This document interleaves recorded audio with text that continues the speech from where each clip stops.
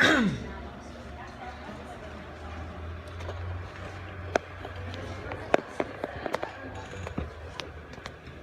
right, so what we're going to do is go over problem set 7. For those watching the video, problem set 7 has been posted on Blackboard finally, so we can all take a look at it. I'm assuming that we want to just progress in a normal numerical order. Is that, do I assume correctly? Okay. Or are we just going to go all odds and then all evens just to change things up? No. That's okay. All right. So for problem 1, we have a hill with a spring at the top, and then the mass is at the top as well. And let me get the, hold on, back. So this mass is 5 kilograms. The hill is 30 meters high. And it is loaded into a spring cannon where the spring constant is 400 newtons per meter, and it is compressed 0.4 meters. Be sure when you convert your units that you change them into meters, kilograms, seconds, all that stuff. The mass is initially at rest. There is no friction. Bullet 1, what was the stored energy in the spring before it was released? And so this is the energy in the spring, not total energy, just in the spring. So for the first bullet, that's spring potential energy. So it's 1/2 kx squared. Everything has been given to you. You can move on to the next bullet. What was the gravitational potential energy of mass with respect to the bottom of the hill? Well, for that one, it's just mgh. Now, in the third bullet, you go, what is the kinetic energy of the mass when it's at the bottom of the hill? What do we know about items that have no friction, or systems that have no friction? The energy at the top and the energy at the bottom are the same. So this energy at the bottom, all you have to do is take this number, let's call it, I'm just going to use Roman numerals and circle them. So you're going to get 2 numbers for the first 2 bullets. All you have to do is sum up those 2 bullets. And that's the kinetic energy that's available. All of the energy was transferred from potential in 2 forms, and it's got to be kinetic. So you just add up the first 2. What's the velocity of the mass? Well, for the fourth bullet, let's call this 3. That energy that we've just determined is equal to 1/2 mv squared. So 2, 3 over m is v squared, or v is the square root of 2 times 3 divided by m. And so that gives you the velocity. Now for the 5th bullet, that's a trivial question. What do you think is the ratio of energy before divided by energy after? 1. Should be 1. Energy before is equal to energy after, so it doesn't matter if it's before over after or after over before.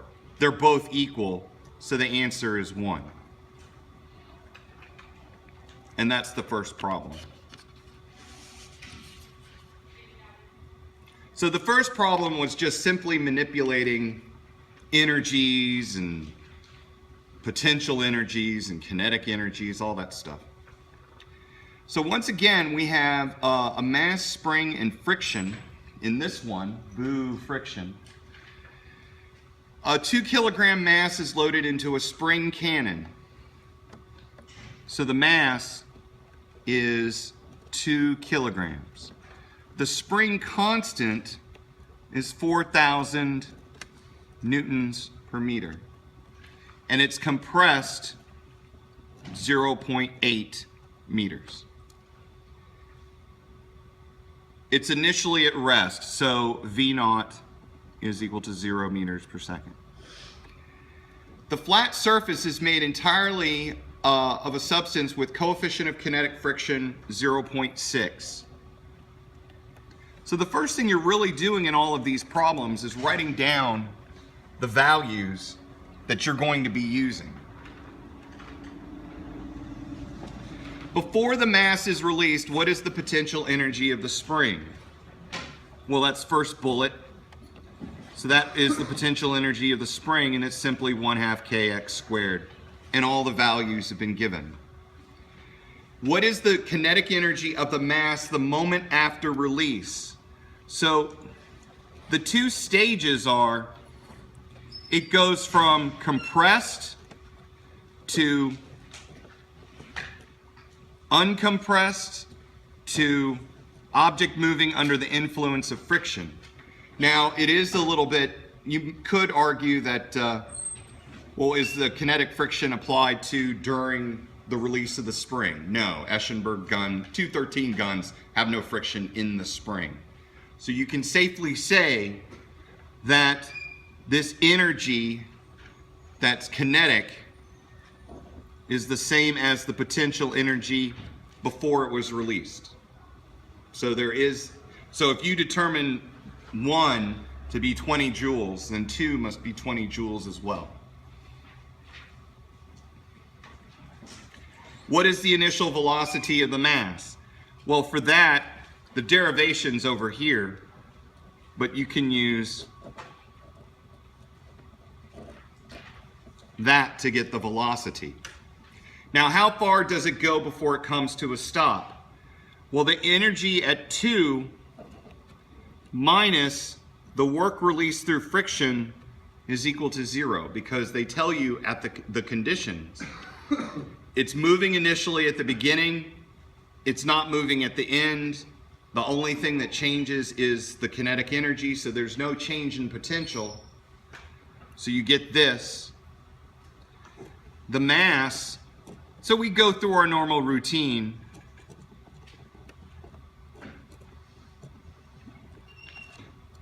Sum of the forces in y is equal to 0, which is equal to normal force minus mg. So normal force is equal to mg. So friction force, which is mu sub k times normal force, is mu sub k mg. We're on a flat surface, so you can do it as quickly as this. The work, which is force times distance, is mu sub k mgd. So this is, take whatever 2 is, subtract from it mu sub k mgd, and that is equal to 0. So 2 is equal to mu sub k mgd, or 2 divided by mu sub k mg is equal to d. And so that's the distance, or the 4th bullet. So the first 2 are basically just conservation of energy and playing with springs and friction and all that fun stuff.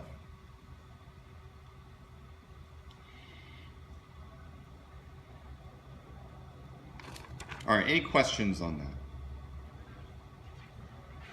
Now, problems 3, parts 1, 2, and 3, just all manipulate something called impulse. I should have covered it in Thursday's lecture for the afternoon, but I didn't get around to it. Impulse is defined as force times the change in time. So the change in impulse is whatever that force was multiplied by the change in time. You can also say that this is the change in momentum, or actually impulse is the change in momentum. What is the force, F, necessary to change a 34 kilogram object's velocity? So mass is equal to 34. The V initial was negative 34 meters per second. The V final was 12 meters per second. And the change in time was 12. So for something like this, we rewrite this equation here as F is equal to delta P, change in momentum, over the change in time. The change in momentum is just mass times the change in velocity over the change in time. And that is mass V final minus V initial over the change in time. V final is 12. V initial is negative 34. Remember to keep signs. And so that will give you the answer for the first one. In problem 2, the force is negative 3,000.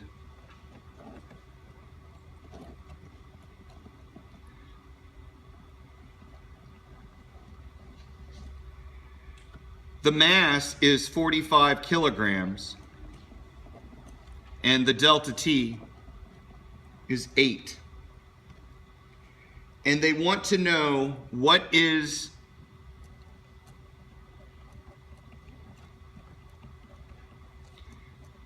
the impulse and what is V final. And really the question, let me clarify, I'm assuming for this, for both 2 and 3, assume that V initial is equal to 0.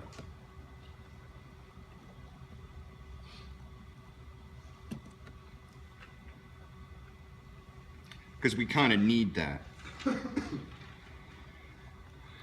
Now for something like this, if we have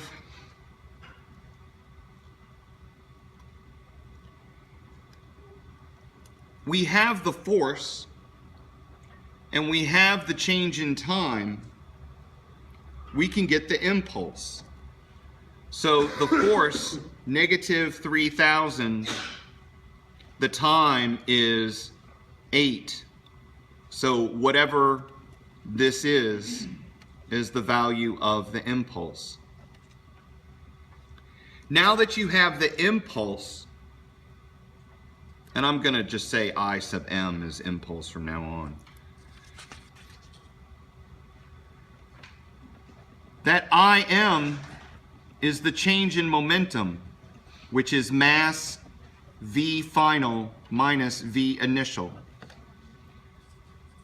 So the goal is that you have to find V final. Im mvf minus mvi.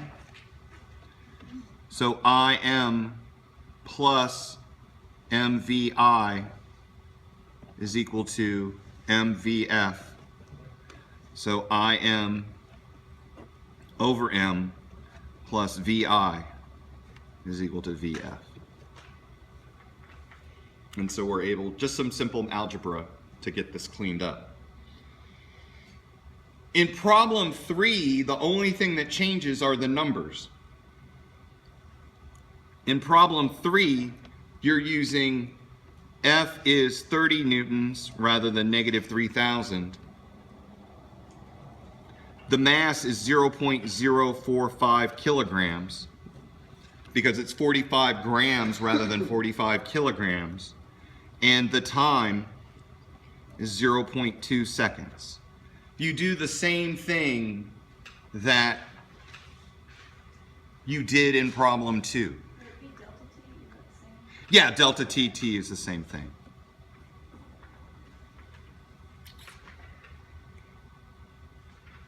So you just repeat the same? Yeah, it's the same thing, but just different numbers. And just really quick, because I'm now motivated. Why are you wearing an Ohio State shirt? Is it laundry day? No, my parents went there. Okay. Okay. Okay, fair. I usually try not to, but today I was like, seriously. Okay. And it's a bye week, so we'll let things slide this week. Okay. I'm just curious. Yeah, I usually have one in Ohio State stuff, because I tend to. I actually stopped a lecture because someone in the back row was wearing an Alabama shirt. And I stopped class and interacted with her. Whenever I'm moved here, I gave away all my allergies, so. Very wise. You do not. I was tutoring in the tutoring room, and it wasn't even LSU week. Some dude in an LSU track suit is just walking down in front of Lewis Hall, and it was just like the whole room was just like, just kind of grimacing at him. Because how dare you? I don't walk down on LSU's campus in Ole Miss gear. Yeah, I think we're a Less little than more tolerating of people in LSU gear than they are people in Yeah. LSU gear. Maybe he was lost. Maybe he was just wandered in. Yeah. That'd be his favorite color. Half of the class knows this joke. When in the first lecture, or the lecture that I was doing, the Mississippi highway system, and I said you're as far south on I-55 as you can go. What is on the mile marker? And someone with no hesitation said less miles. And I was like, genius. All right, enough for the break. Problem 10, what I'm gonna do is set this thing up, and then you guys can do the plugging and chugging. And I'm gonna do 4 through 9, don't worry. It's 4 through 9, I gotta flip over to problem set 5 and start looking at that. In number 10, you have two masses. One is going to the right, so it is positive. In the other one, most of them are either going 0 or negative, which means it's either fixed or still. What this is it's a conservation of momentum problem. Why? Because they stick.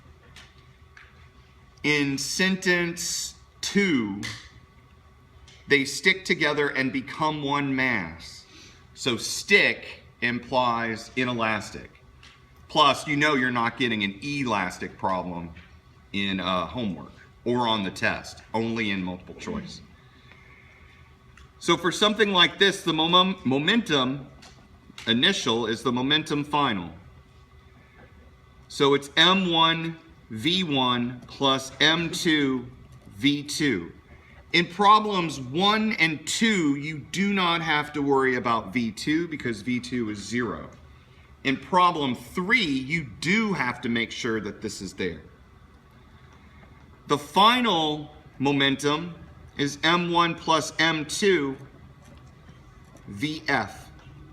So VF is M1 V1 plus M2 V2 over M1 M2.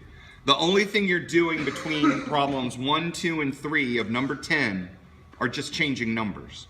So you're really just going through the motion of plugging and chugging. You can do this just once and then just work through the different data sets. In number 11,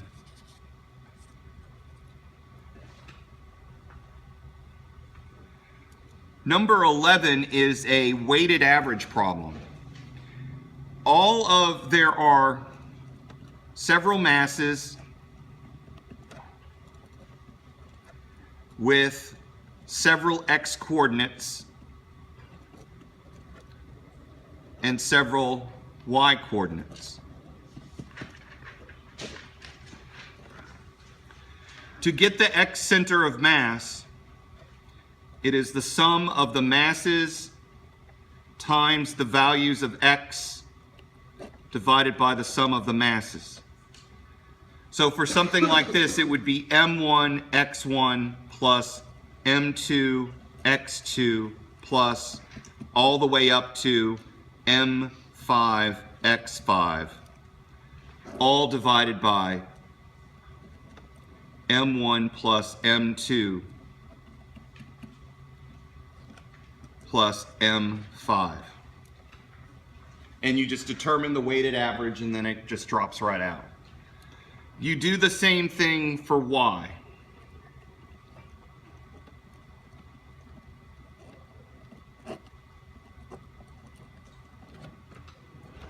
And you repeat the same thing, except in this particular case, the numerators are filled with Y's instead of X's. And there you go, that's it. You guys should love it. It's a plug-in chugger's dream. So.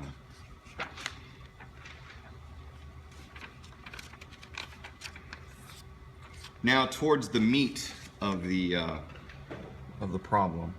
Oh, and just for just to say it, the lecture on Thursday afternoon, the video was hosed for some reason. I couldn't see any of the equations. It's the same lecture as the morning lecture, and that one about an hour ago was uploaded to YouTube, and YouTube is currently munching on it. So it should be online shortly. And I won't leave until I upload this thing to the internet as well. All right, for number, how did I label it? 4 through 9. 4 through 9 wants you to go back to problem set 5 and look at these and those. What we're going to do is we're going to find the final velocity at each of these points of this mass. And we're going to find the final velocity of the system for each of these three problems. Everything is the same with the exception that instead of going through all these bullets, I say, well, what's the final velocity? We're going to use only the equations of energy. To confirm that you have the right answer, take the problem from problem set 5 and compare to what you get for final velocity in problem set 7. They should be identical because it's the same system. In problems 4, 5, and 6, what I'm going to do is I'm going to do it algebraically, or alphabet soup mode, and I'm going to start with problem 5. The mass is mass. The length is L. The initial velocity is 3 meters per second. All of these were given. I'm looking for the final velocity.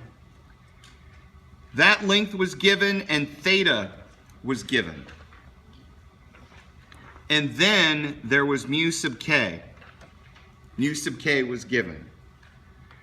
So effectively, problems 5 and 6 could be done simultaneously because the only thing that changes are the lengths, the coefficients, the angles, the mass. All of that is the same in terms of the setup. It's just the numbers are different and you'll just get a different number overall. When you're looking at the object on an inclined plane, the velocity is downhill. You still have gravity. You have the y component of gravity, and you have the x component of gravity.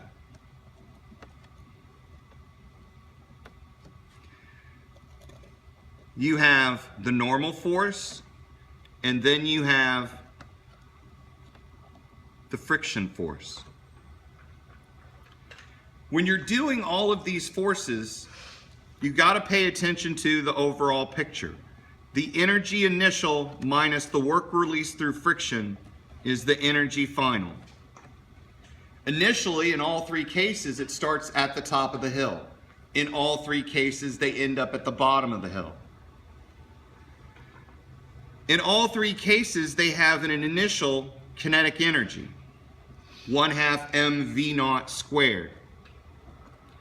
The work removed through friction is friction force times that distance, L. And then it ends up with the final energy of 1/2 mv final squared. Now there are one extra piece right there. It is the potential energy, mgh. So in the initial position, it has a height h and a velocity v0. At the end of the motion, it has a velocity v final and no potential energy. So that's why there's no mgh on this side. When you have a triangle, h, l, and theta, sine of theta is h over l. So L sine theta is equal to h. So this becomes mg L sine theta plus 1/2 mv0 squared equals 1/2 mv final squared. Now for the last bit, the friction force times the length. The normal force is derived by sum of the forces in y is equal to 0, which is normal force minus mg cos theta. So normal force is mg cos theta. The friction force is mu sub k times normal force. So this is mu sub k mg cos theta. So we put mu sub k mg cos theta, and there wasn't enough space to squeeze this in. There should be a d after the mg cosine theta. Or actually more to the point, length. The distance is L. Now, one of the things that I've mentioned before is that there are three types of numbers. Numbers that you need, that are given to you, numbers that aren't given to you because you don't need them, and numbers that are given to you that you don't need. This is the case of the third one because there is a mass term in each of these that all go away. So in all three cases for 4, 5, and 6, the masses will disappear. In the case where there is no friction, that term is not written. So for problem 4, it looks like this. And then the masses still cancel out. They still disappear. So rewriting this, GL sine theta plus 1/2 V0 squared minus mu sub k L G cos theta is equal to 1/2 V final squared. In the event of problem 4, that disappears, this mu sub k term, because mu sub k in a frictionless environment is 0. Now all you have to do is find V sub f.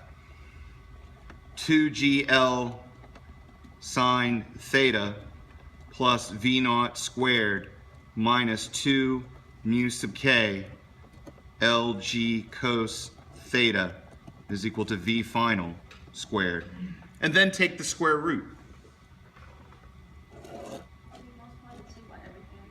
Yes.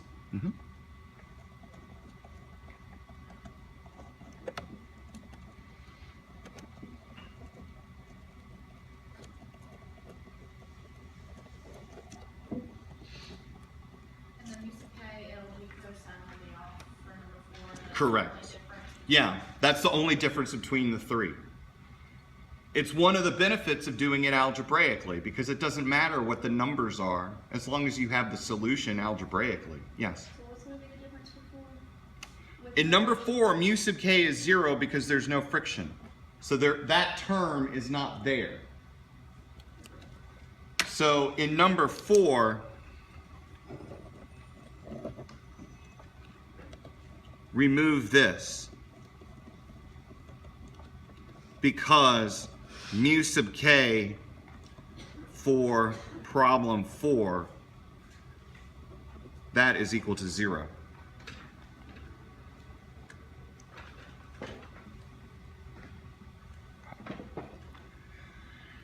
So what we've really done is with one problem, we've actually solved 3. 5 and 6, you're just using different sets of numbers. Problem 4, you're only removing mu sub k. And then you're good to go.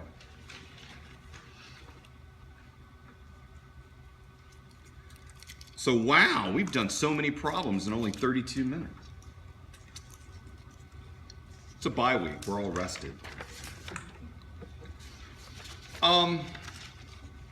So for the last ones, problems 7, 8, and 9, these are going to be a little bit more tedious. What I'm going to do is I'm going to do 7 and then 9 and then 8, because really problem 8 is a little bit more test oriented.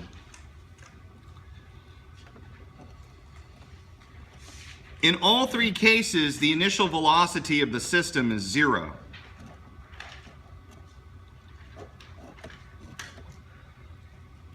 In problem 7, it's initially like that, and then its final position is like this. What happens is that L goes down, and this goes up by L. Because you can look at this, and if M1 is 3 and M2 is 10, it's obviously going to go down to the right. Now the only thing that is unknown, and this is the beauty of this particular problem, what's the potential energy of this object above an infinite cliff? We don't know. We don't know how far it is. So let's just call it H. So it's initially at height H here, and over here it's at height H plus L. Over here its height is L, over here its height is 0. And then in both cases it's moving with velocity v. And that's what we're looking for. Now there's no friction. Yay, no friction. So the energy initially is the same as the energy in the final position. The initial energy is the potential energy at 1, or for point 1, plus the potential energy at point 2. There is no kinetic energy to begin with, because it's not moving. In the part 2, the potential energy for 1 has increased to potential energy prime, or 1 prime, because that object actually moved up. Potential energy for 2 in the second part is 0. Why? Because this object is about to hit the bottom here. So it has no more potential energy to give up. And then we have the 2 kinetic energies, which you can just sum up together.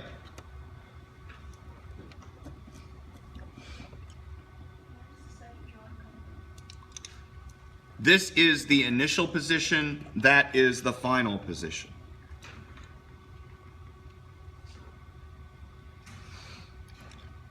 PE for 1, M1GH. Potential energy for 2, M2GL.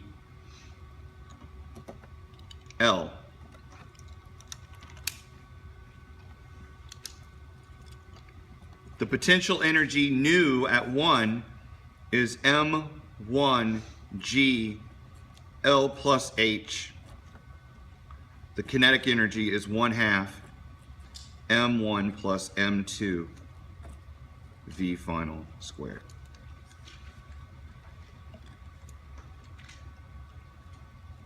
Now what I'm going to do is I'm going to distribute this M1G, and so you can see this problem solving technique come to fruition, because this particular problem has frustrated students for so long, and yet it's so easy to correct.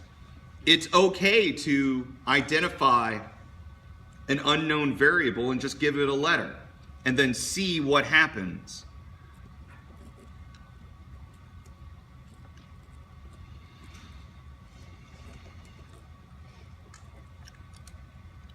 On both sides, there's an M1GH. They cancel. So it doesn't matter what height it initially was over the surface. What does matter was the change in height, the M1GL. So now, M2GL minus M1GL is equal to 1/2 M1 plus M2 V final squared. I'm going to factor out a G and an L.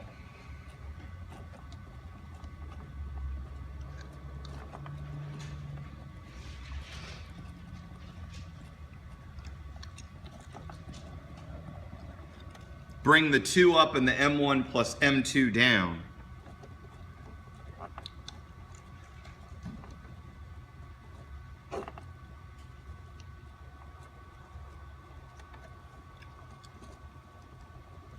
And then take the square root.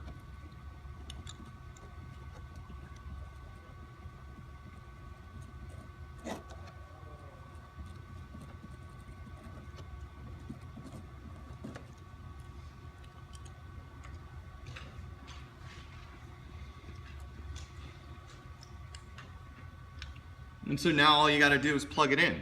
Also, once again, I'll say as an advantage for the algebraic solution is to get the final velocity, all you've got to do is one. Now granted, the calculation is a little bit more complex, but you only have to do it once. So fewer occasions where you're using a calculator reduces the probability of an error. Also, this type of solution gives you the highest accuracy, gives you the best accuracy. All right, number 9. Number 9, you've got an inclined plane Atwood's machine, so it's a little bit frustrating.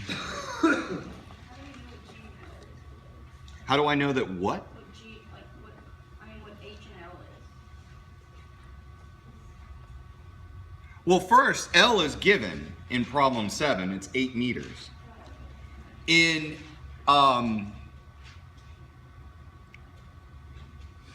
if you were to ask, well, what value of H do I use? My answer would be in a test, it's a correctly constructed problem. And because H cancels out.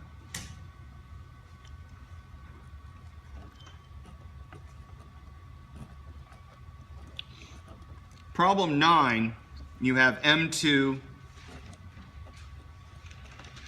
M1, you've got theta. Problem 9 is similar to problem 7 in this regard. Well, first, there's no friction. Yay, no friction. The kinetic energy at the end is M1 plus M2 V squared. That's the kinetic energy. The potential energies are M2 GL plus M1 GH. Now initially it looks like this. So there is a missing term for the potential energy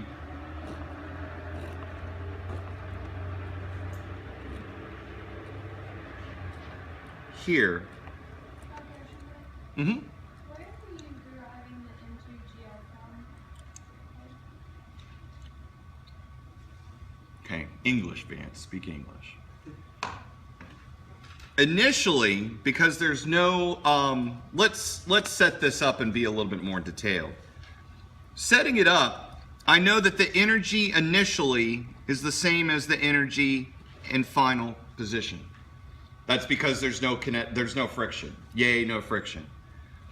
The energy initial is potential energy plus kinetic energy is equal to potential energy plus kinetic energy. I mean, energy is just a combination of potential and kinetic. There is no initial kinetic energy, so I don't have to worry about that. Potential energy is just the sum of one initial potential energy plus two's potential energy.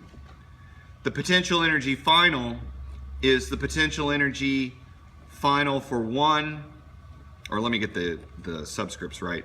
One final plus the potential energy for two final.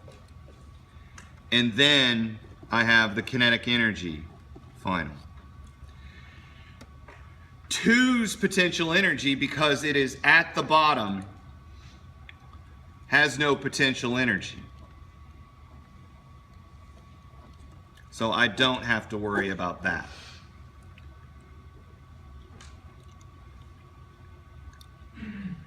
Is that PEF, or like potential energy final? Yes, potential energy final, not P times E. PE. Right below it though as well? Yes. Yeah, I scribbled out, I was trying to write 1F and did a very bad job. The potential energy final is the potential energy of one finals plus potential energy at two final. So that's where I went from there to there.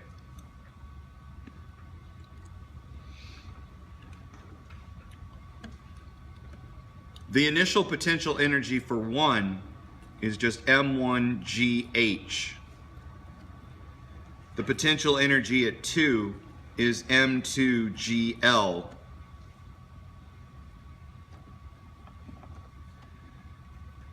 Now there is no potential energy for two, so I can skip that.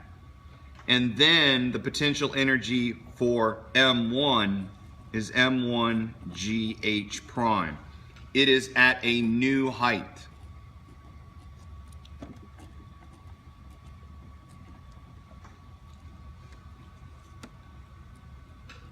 And then the kinetic energy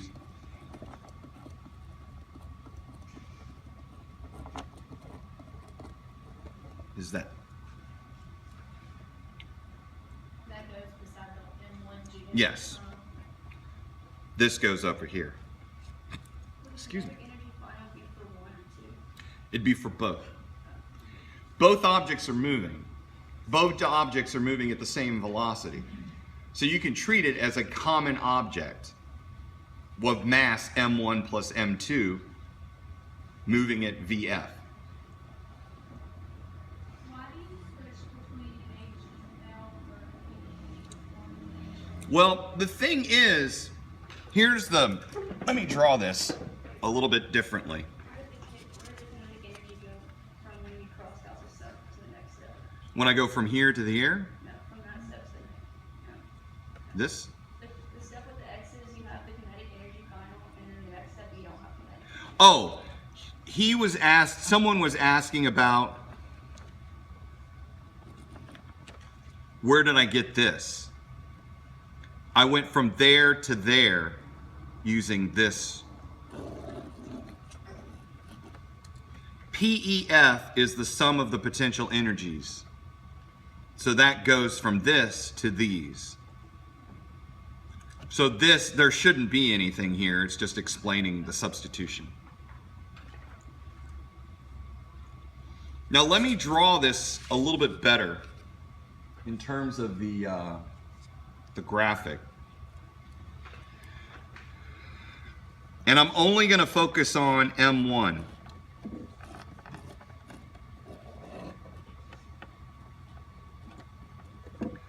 So M1 initially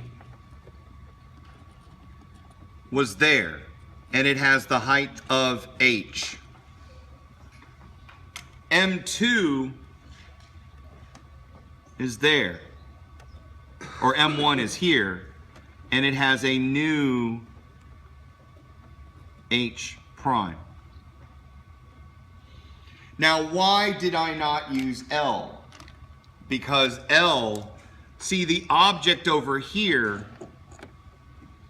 fell L, which means that this object moved up the ramp with distance L. It did not move vertically up with L, it just moved uphill distance L.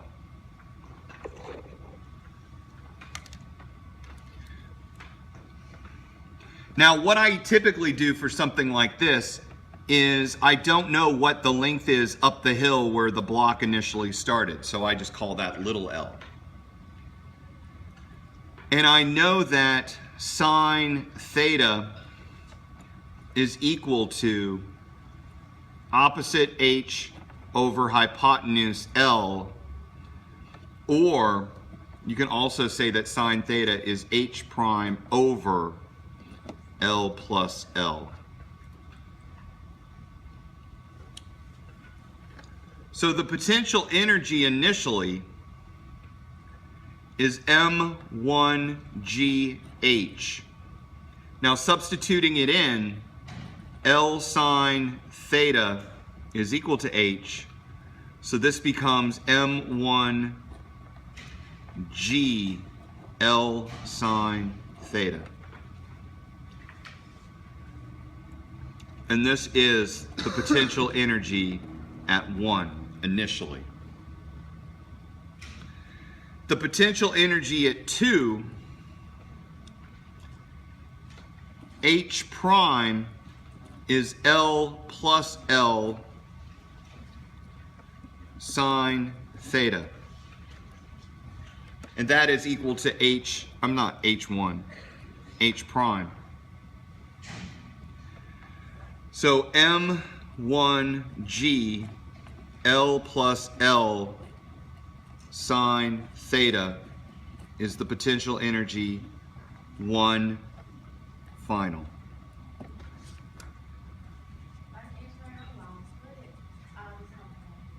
Where did what come from? Are you explaining the difference between H and L right now? Yes. Oh, okay. Yes. The thing is that I do not, what is potential energy? I'm not only watching me watch the lecture, I'm watching you watch the lecture, and sometimes I get students who go, I'm completely lost, and then the person sitting right next to them goes, don't worry, I got this, let me explain it to you. Now falls into the second category where one half of the class is going, I have no idea what this man's saying, and the other half is going, I don't know either. So this is the benefit of tutorial, because now we can stop and slowly explore it. Don't look at the board right now, just look at me. What is potential energy in terms of letters? Just generally. I'm not worried about this problem at the moment. MGH. I didn't give you H. But what we do is we hypothesize what H could be, and we determine what it is. If it was just hanging like this mass, it would be easy. The height would be L and the final height would be ground or 0. But in this particular case, the object is going up the hill. Its initial height is H, which we don't know. and its final height is h prime, which we also don't know. And so this is one of the critical things that we have to do with physics is a lot of times we look at this and go, I don't know what's going on. But you play with the letters and see what happens. I know that that is theta. Theta is given to you. I know what sine of theta is. That's h over L. Sine of theta is h over L. So I can solve for h with L sine theta. Sine theta is also h prime over L plus little l. Opposite is h prime. Hypotenuse is little l plus l. Just trig. So once again, you can solve for h prime is big L plus little l quantity sine theta. So the potential energy for mass 1 initially was m1gh. And if I know that h is L sine theta, substitute. And now I can quantify what this number could be if I only knew what L is. The final potential energy, m1gh prime, I know that h prime is big L plus little l quantity sine theta. And I substitute that in for m1gh prime and I get this. Now allow me to go a few steps into the main body of the problem. m1gh, m1g L sine theta. And yes, I know, I never gave you little l. We have no idea what that thing is. Let's stick with it. Huh? M2GL. Now for some of you who remember problem 7, what happened in problem 7 with big H? It canceled. It went away. Maybe Dr. Eschenberg wants that to happen again. So M2GL is the potential energy of the first one, or the second mass initially, and that M1GH prime is M1G capital L plus little l sine theta plus 1/2 m1 plus m2 quantity Vf squared. Now I'm going to distribute this. M1GL sine theta plus M2G capital L is M1G capital L sine theta plus M1G little l sine theta plus 1/2 M1 plus M2 Vf squared. And what do we see? I see an M1GL sine theta over here, and I see an M1GL sine theta over here. You don't need to know what little l is because they cancel.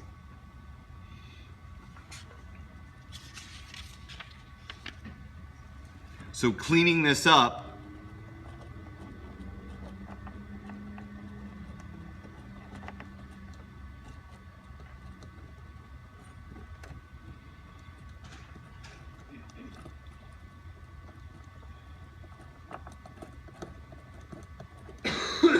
you get this. And now it's just a question of solving for Vf. You move stuff over.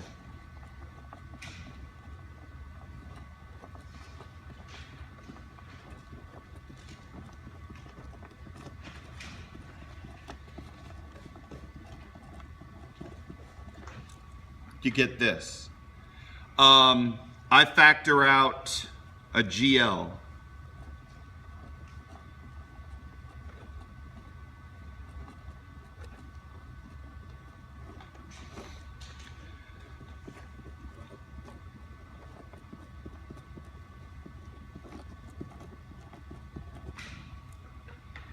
I then multiply by 2.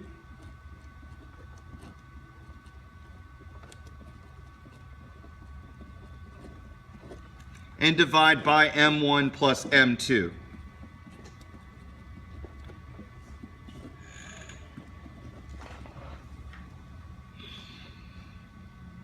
And then you take the square root.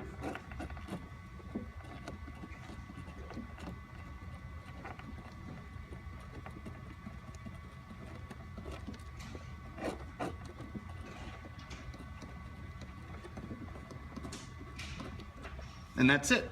And then plug and chug. So a lot of times I'm doing these problems because I want to teach certain lessons. And I understand that you guys love your numbers and have to plug and chug all the time. And so that's why I construct problems which show how that system of solutions has its own set of problems. And so that's it for number 9. Now for okay, let me slow down for a brief moment. We all get this one, number 9? I went slow. So what I need you to do is work through it a couple of times, go through the steps, and see the similarities between 7 and 9. Can you put both of them side by side for me? 7 and 9 or all of 9? Well, I don't need that one. It's These two? Okay.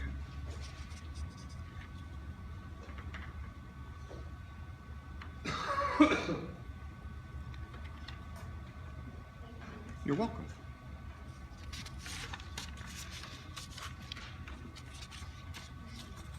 All right, last one, number 8, and then we go home. It's a standard Atwood's machine problem, level surface. Number 8 is a lot like problem 3 on test 1. It will also be a lot like problem 3 on test 2. Now that we have a little bit more of a sophisticated understanding of what's going on, I can be have a little bit more fun and creativity with this. Initially, what you need to do for problems like this is it's really good to just draw it and label all the parts.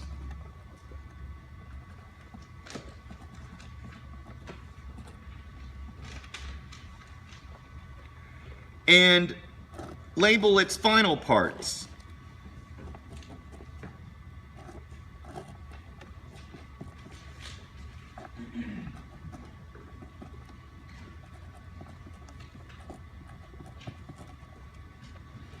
So it's initial, final, M1, M2, and L. And we have friction. Boo, friction. That means that the energy initial minus the work removed through friction is equal to the energy final. The energy initial is a combination of potential energy initial plus kinetic energy initial minus the work removed through friction is equal to the potential energy final plus the kinetic energy final. Now the potential energy is divided up into 2 parts. Potential energy at 1 initially plus the potential energy of 2 initially. Now there are kinetic energies. Well, there are no initial kinetic energies, so those can go away. So the only thing I'm left with on this side remaining is the work removed, or the energy removed through friction. The potential energy final is the potential energy 1 final plus the potential energy at 2 final plus the kinetic energy final itself. Now when looking at mass 1 stays on a flat level. And as I said before when I was doing the really crazy hand waving thing with the mass, if the initial position and the final position for the mass is the same, you don't have to think about the change in potential energy. So those go away. All that's left for potential energy is the initial potential energy for 2 and the final potential energy for 2, and even that is 0 because L is 0 at the end. So the potential energy at 2 initially is M2GL.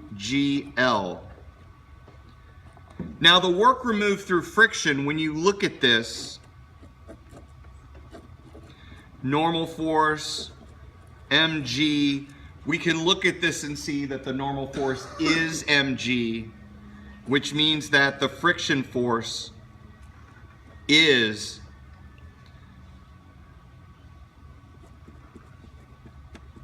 mu sub k mg, and that's it. And this is m1. Yes? Why do you say that PE2 is 0? The potential energy of 2 finally is 0 because it is at the surface. Potential energy is defined by mgh. What is h for mass 2's final position? It's 0. So the potential energy for 2 at final is 0. Why does the mass 1 have potential energy in the final? Because potential energy, m1 remains at a constant level. If I slide this table across the stage, its potential energy change is 0. So the initial potential energy is the same as the final potential energy. Now, you could say that there's 0 or more to the point, if this is at the same level, that must equal to this. So they'll cancel out anyway. I don't really think about it because I know that it's not going to change height. I also don't think about it because I know that it's the same height. If it is a non-zero potential energy, they're both the same, and they just cancel out anyway. What is under the little, where the force friction formula is next to the diagram? Mu sub k m1g. That's a 1, yes. Because one of the things that I need to pay attention to is which mass am I talking about. M1, the mass experiencing friction, make sure, or means that this one must be M1. So the work removed through friction, mu sub k m1 d, what is the distance d that this moved over? What is the distance? If mass 2 fell distance L, m1 must move over distance L as well.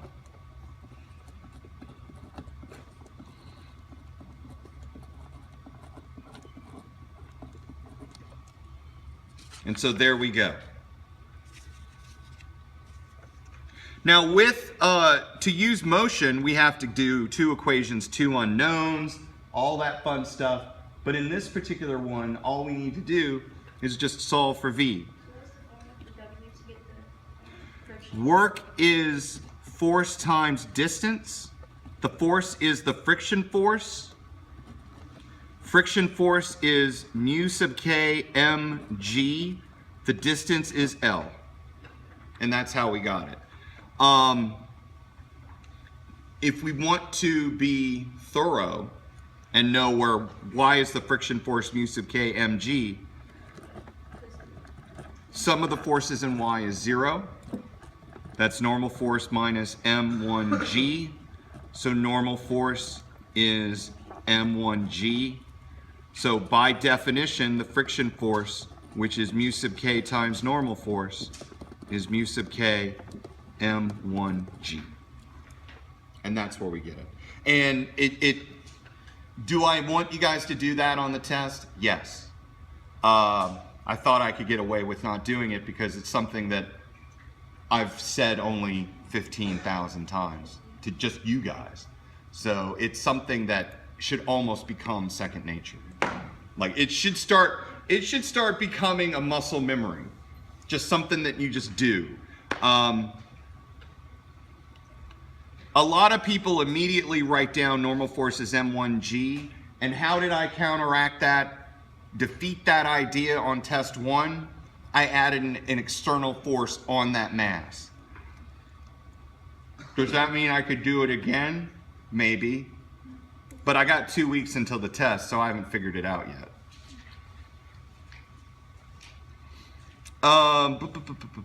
So that's the work. Factor out GL.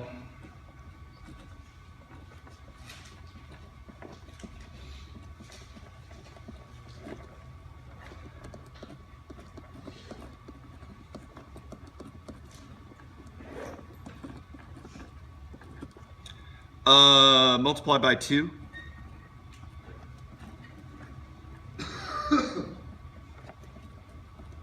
Divide by m1 plus m2.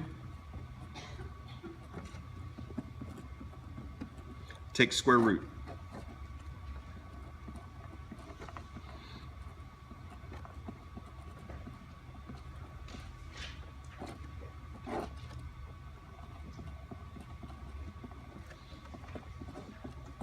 And there we go. And that's it. That's the final velocity. So problems 5 through 9 are really exercising your ability to manipulate equations algebraically. And it's something that you must master. So that's it. So what I'll do now is I'll tell you what's on the test.